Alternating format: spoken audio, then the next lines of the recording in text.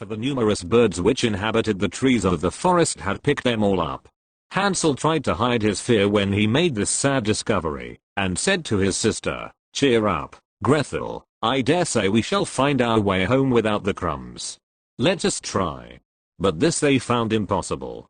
They wandered about the whole night, and the next day from morning till evening, but they could not get out of the wood, and were so hungry that had it not been for a few berries which they picked they must have starved. At last they were so tired that their poor little legs could carry them no farther, so they laid themselves down under a tree and went to sleep. When they awoke it was the third morning since they had left their father's house, and they determined to try once more to find their way home, but it was no use. They only went still deeper into the wood, and knew that if no help came they must starve. About noon, they saw a beautiful snow-white bird sitting on the branch of a tree, and singing so beautifully that they stood still to listen. When he had finished his song, he spread out his wings and flew on before them. The children followed him, till at last they saw at a distance a small house, and the bird flew and perched on the roof. But how surprised were the boy and girl, when they came nearer, to find that the house was built of gingerbread, and ornamented with sweet cakes and tarts, while the window was formed of barley sugar. "Oh!" exclaimed Hansel, "let us stop here and have a splendid feast. I will have a piece from the roof first, Grethel, and you can eat some of the barley sugar window, it tastes so nice." Hansel reached up on tiptoe, and breaking off a piece of the gingerbread, he began to eat with all his might, for he was very hungry. Grethel seated herself on the doorstep, and began munching away at the cakes of which it was made. Presently a voice came out of the cottage, "Munching, crunching, munching, who's eating up my house?" Then answered the children, the wind, only the wind," and went on eating as if they never meant to leave off, without a suspicion of wrong. Hansel, who found the cake on the roof taste very good, broke off another large piece, and Grethel had just taken out a whole pane of barley sugar from the window, and seated herself to eat it, when the door opened, and a strange-looking old woman came out leaning on a stick.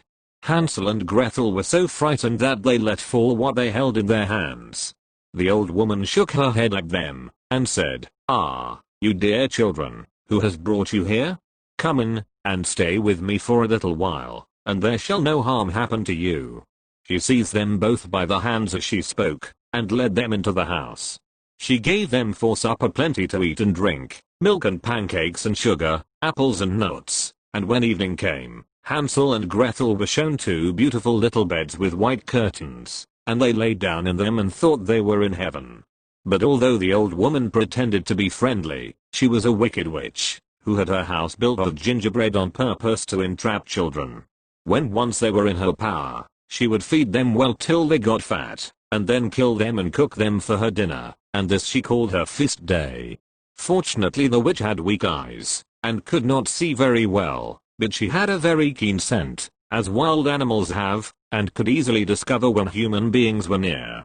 As Hansel and Grethel had approached her cottage, she laughed to herself maliciously, and said, with a sneer, "I have them now, they shall not escape from me again." Early in the morning, before the children were awake, she was up, standing by their beds, and when she saw how beautiful they looked in their sleep, with their round rosy cheeks, she muttered to herself, "What nice titbits they will be." Then she laid hold of Hansel with her rough hand, dragged him out of bed, and led him to a little cage which had a lattice door, and shut him in. He might scream as much as he would, but it was all useless. After this she went back to Grethel, and, shaking her roughly till she woke, cried, "Get up, you lazy hussy, and draw some water, that I may boil something good for your brother, who is shut up in a cage outside till he gets fat, and then I shall cook him and eat him." When Grethel heard this she began to cry bitterly, but it was all useless. She was obliged to do as the wicked witch told her. For poor Hansel's breakfast the best of everything was cooked, but Grethel had nothing for herself but a crab's claw. Every morning the old woman would go out to the little cage, and say, "Hansel, stick out your finger, that I may feel if you are fat enough for eating." But Hansel, who knew how dim her old eyes were, always stuck a bone through the bars of his cage, which she thought was his finger, for she could not see, and when she felt how thin it was, she wondered very much why he did not get fat. However, As the weeks went on, and Hansel seemed not to get any fatter, she became impatient, and said she could not wait any longer. "Go, Gretel," she cried to the maiden, "be quick and draw water. Hansel may be fat or lean, I don't care. Tomorrow morning I mean to kill him, and cook him." Oh, how the poor little sister grieved when she was forced to draw the water, and, as the tears rolled down her cheeks, she exclaimed, "It would have been better to be eaten by wild beasts, or to have been starved to death in the woods, then we should have died together." "Stop your crying," cried the old woman. "It is not of the least use, no one will come to help you." Early in the morning Gretel was obliged to go out and fill the great pot with water, and hang it over the fire to boil. As soon as this was done, the old woman said, "We will bake some bread first. I have made the oven hot, and the dough is already kneaded." Then she dragged poor little Gretel up to the oven door, under which the flames were burning fiercely, and said, "Creep in there, and see if it is hot enough yet to bake the bread." But if Gretel had obeyed her, she would have shut the poor child in and baked her for dinner, instead of boiling Hansel. Gretel, however, guessed what she wanted to do, and said, "I don't know how to get in through that narrow door." "Stupid goose," said the old woman, "why, the oven door is quite large enough for me. Just look, I could get in myself." As she spoke she stepped forward and pretended to put her head in the oven. A sudden thought gave Gretel unusual strength. She started forward, gave the old woman a push which sent her right into the oven, then she shut the iron door and fastened the bolt. Oh, how the old witch did howl! It was quite horrible to hear her. But Gretel ran away, and therefore she was left to burn, just as she had left many poor little children to burn. And how quickly Gretel ran to Hansel, opened the door of his cage, and cried, "Hansel, Hansel, we are free, the old witch is dead." He flew like a bird out of his cage at these words as soon as the door was opened, and the children were so overjoyed that they ran into each other's arms, and kissed each other with the greatest love.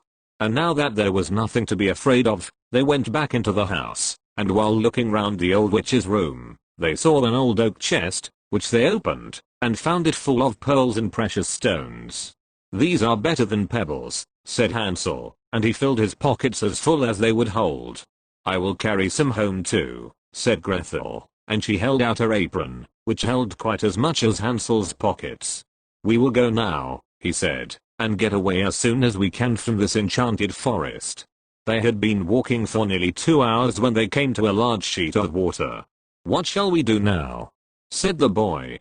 "We cannot get across, and there is no bridge of any sort." "Oh, here comes a boat," cried Gretel, but she was mistaken. It was only a white duck which came swimming towards the children. "Perhaps she will help us across if we ask her," said the child, and she sung, "Little duck, do help poor Hansel and Gretel. There is not a bridge, nor a boat. Will you let us sail across on your white back?" The good-natured duck came near the bank as Gretel spoke, so close indeed that Hansel could seat himself and wanted to take his little sister on his lap, but she said, "No, we shall be too heavy for the kind duck. Let her take us over one at a time." The good creature did as the children wished. She carried Gretel over first, and then came back for Hansel. And then how happy the children were to find themselves in a part of the wood which they remembered quite well, and as they walked on, the more familiar it became, till at last they caught sight of their father's house. Then they began to run, and, bursting into the room, threw themselves into their father's arms. Poor man, he had not had a moment's peace since the children had been left alone in the forest. He was full of joy at finding them safe and well again, and now they had nothing to fear, for their wicked stepmother was dead. But how surprised the poor woodcutter was when Gretel opened and shook her little apron to see the glittering pearls and precious stones scattered about the room, while Hansel drew handful after handful from his pockets. From this moment all his care and sorrow was at an end, and the father lived in happiness with his children till his death. This has been a Gutenberg Audiobooks recording. It has been a pleasure. Please like and subscribe for more.